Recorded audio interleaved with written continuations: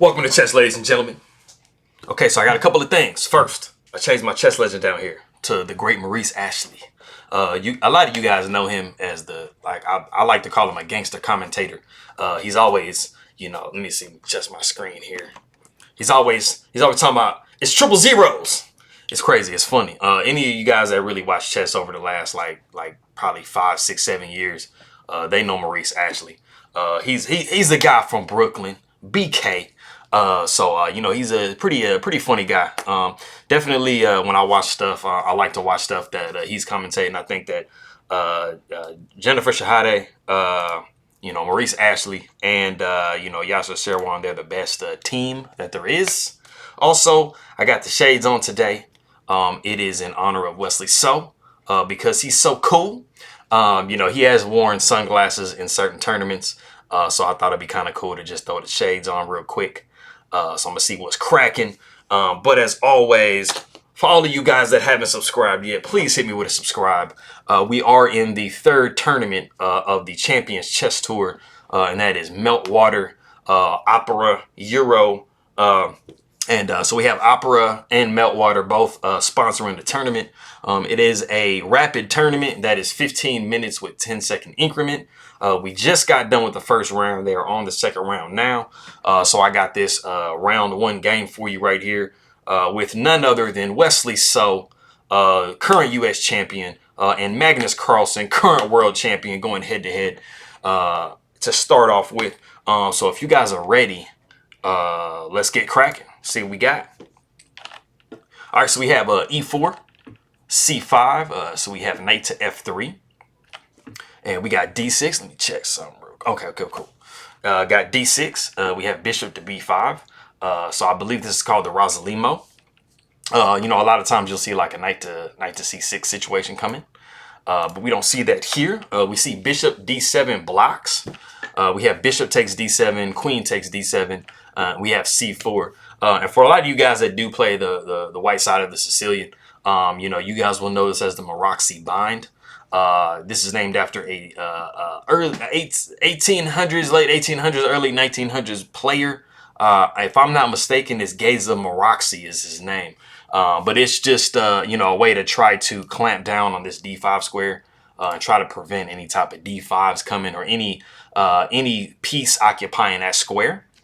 So just to try to get, like I said, the name bind, trying to get, a bind on the position here. So we have knight to F6. We have knight to C3. We got G6, D4, expanding in the center, trying to get this knight to a good spot and, get this position open for the bishop to come out.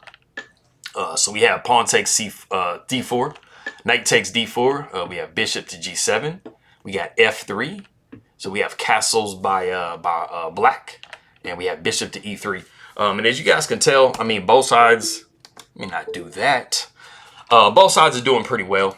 They've developed their pieces. Wesley he just needs to, get castled, move his queen somewhere. And then really all that Magnus Carlsen has to do is move his knight out. The opening phase of the game is pretty complete. So just moving on, we have a rook to C8. And now, of course, you don't have to denote which one moved because this rook doesn't have the ability to come to C8. So that's it's not a problem here. So we see B3, just making sure we give extra protection to this C4 pawn. And so we have knight to C6. We have castles. We have queen back to D8. We have queen to D2, queen to A5. So we have rook F to D1. We have knight back to D7. And this is all standard theory. This is stuff that we've seen before. There is nothing new in the position that we're in right now. We actually still have about 4 moves until we hit the novelty of the game. So, we're still looking pretty familiar. So we have knight D to E2. Now, this is a case where you have to make sure you denote exactly which one moved, because as you guys see, both of these knights had the ability to back up to this E2 square. So we do see A6 and we have A4. And something important that I want you guys to note, in this position, if you notice, black has a dark square bishop and so does white. And so the the thing that you want to do when you have when you've already given up a bishop and you have a certain other colored bishop, is to try to put all of your pawns on the opposite color squares, so that way your bishop has complete movability. So as you guys can see, the bishop has the ability to cover all of these squares. So we don't want the pawns to be in the way. So, we don't want these pawns to be like on dark squares or anything. So, this is something that black and white is going to be looking to try to do, just to try to maximize their bishops, because, so moving on here, we do have e6 by Carlsen. We see rook a to b1, rook to d8. And now we come to the novelty of the game. We do have bishop to g5. And everything up until this point has been seen before, but this is a brand new position. It's pretty clear. Right now, you kind of have some problems as far as taking this pawn is concerned right here, which usually the d6 pawn is a very juicy pawn for white when they're playing the Sicilian. But we have some tactics involved, and plus, this knight is kind of hanging if you did move immediately. So you definitely don't want to do that right now. So we're trying to see if we can knock the rook away a little bit, and we do that, but it's still kind of iffy as far as grabbing that pawn is concerned. You have to get your knights in better spots to be able to go ahead and do that. And so we see rook coming to e8. Now something else that was possible as well is just to cover with the bishop. Just after bishop takes and knight takes, you can see that, this is a really good position for, really both sides. But, these knights are optimally placed. And so black is actually doing really fine here. But like I said, we do see rook to e8. After bishop to f4, we see knight d to e5. You have to make sure you say which one goes. And then we do have h3. Now, something that was kind of possible, but it was actually going to worsen your position a little bit after knight d to e5. It really does look like this pawn is completely hanging. So after queen takes d6, we would see rook e to d8. And then if you think that you can kind of get away with, going back queen to a3, you would see something like knight to d3. And then after bishop to d6, you would see knight c to b4. And as you can see, you've kind of given... you've given a pawn away, but you have got some really monster knights in white's position. And that is actually, in this position, is very much worth a pawn. So that's the type of thing that you want to be paying attention to, when you're playing your games. If you do give up a pawn, but you have some monster compensation, that's really what you're trying to, get hooked up. So that's an alternate possibility. That's not something that happened in the game. But going back, like I said, we did have h3. And then we see rook a to d8. We have king to h2. Just making sure we sidestep any tactics here, because there it was a possibility for, something possibly to crash down on the f3 square. So we see queen to b4. We have bishop to g5. We have f6. Finally knocking that bishop away. So we see bishop back to e3. So we see knight to f7. We got f4. And we have f5. So pawn takes f5, g takes f5, possibly coming into play a little bit later because, this file is now open. So, we have the possibility now of this is something that actually kind of hurt Magnus Carlsen's position just a little bit, opening that file like that. So we do see knight to d4. We see d5, pawn takes d5. We have pawn takes d5, bishop back to g1. We have knight to d6, queen to d3, knight to e4, knight c to e2. We have knight takes d4, knight takes d4. We have bishop takes d4, and then we have knight takes d4. And then we actually have king sidestepping on h8. Now, if you want to go ahead and pause the video real quick and see what you would play as white, there's something that looks kind of scrumptious in the position. It looks like, something kind of edible. But yeah, if you want to go ahead and stop the video and see if you could take a look and see what would be good to play, go ahead and do that real quick. All right, cool. So unfortunately, for those of you that did say knight takes f5 because the pawn looks extra juicy, you would have actually gotten forked. It would have been a fork C because you have the knight being defended on this square with the queen. And so you're going to be dropping a knight. So you have won a pawn, but you're going to be dropping that knight there. So don't do that.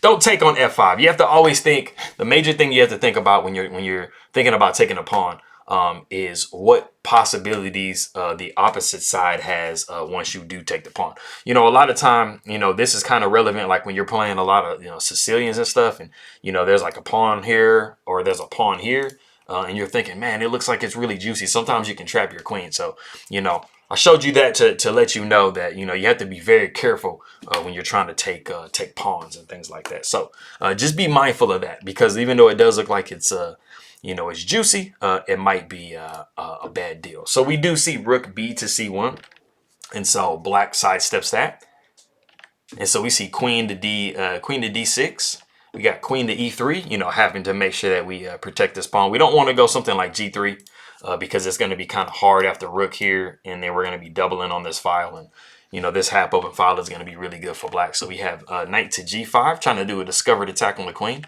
but you can easily sidestep. So we see queen to f2, and we see knight to e4. So we see queen to h4. We have rook to f8. And so we see rook to c2, we see queen to g6, but unfortunately that actually leaves the ability to go rook to c7. And as you can see, we have a nice pig on the 7th, for those of you that are familiar with the term, and we do have a checkmate threat set up here, which is going to be relevant here coming up, because you know, this is going to be a theme that is going to determine like the rest of the game here. So we do see rook to g8. We see rook to g1. You know, they were trying to, you know, black was trying to set up their own checkmate here on g2. And so we see rook to c8. We have rook takes b7, you know, basically maintaining the possibility of throwing checkmate down here. And so we see rook to c3, knight to e6.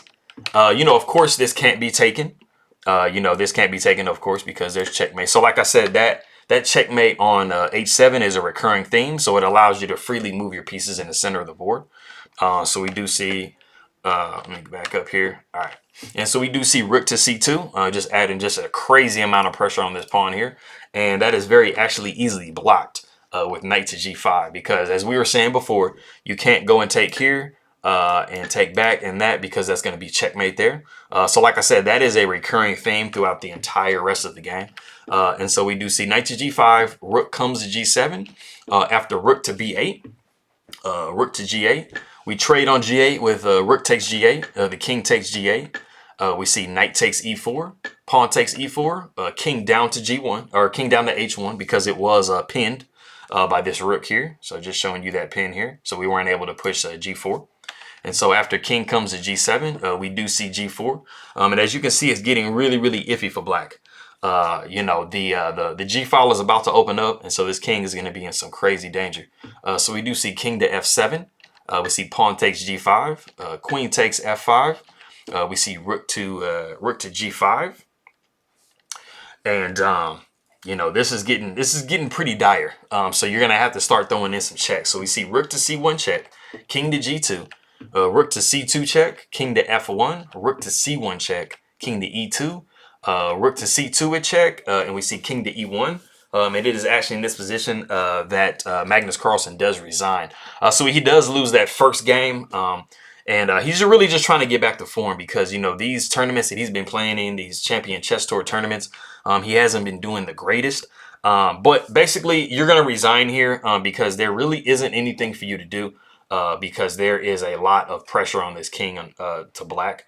And so even if you were to, so after king to e1, there really isn't a lot more checks, because once you do check like this or something, you're going to have the king coming up here, and then there's really no way to defend this rook and this queen at the same time.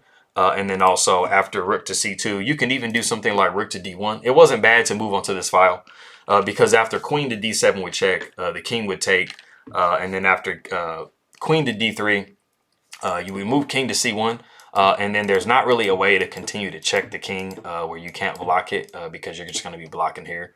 Or you can always just wiggle this king into the corner and be good to go. So that is the game, guys. That is the round one from the Meltwater Opera Euro Champion Chess Tour, the third tournament in the deal. And I will be back at you with some more videos, hopefully at some point coming up. Reginald, I have not forgot about you, my guy. And also, too, I wanted to give a shout out to Tamil Square on chess.com. I told them that I was going to shout them out, and I did not forget, almost, but I did not forget. I say, let me see, Vana come to you guys. Appreciate it very much for everybody coming by. Mary Ming Salamat, Aking Magar Kaibagan. Appreciate it very much to my people in the Philippines that might be watching this. And always hit that subscribe and let me know in the comments section if you have anything for me. I've done a lot of different work on, making sure that my layout is user friendly for everybody that's involved. So I appreciate it very much, guys. And I will see you guys next time. I appreciate it.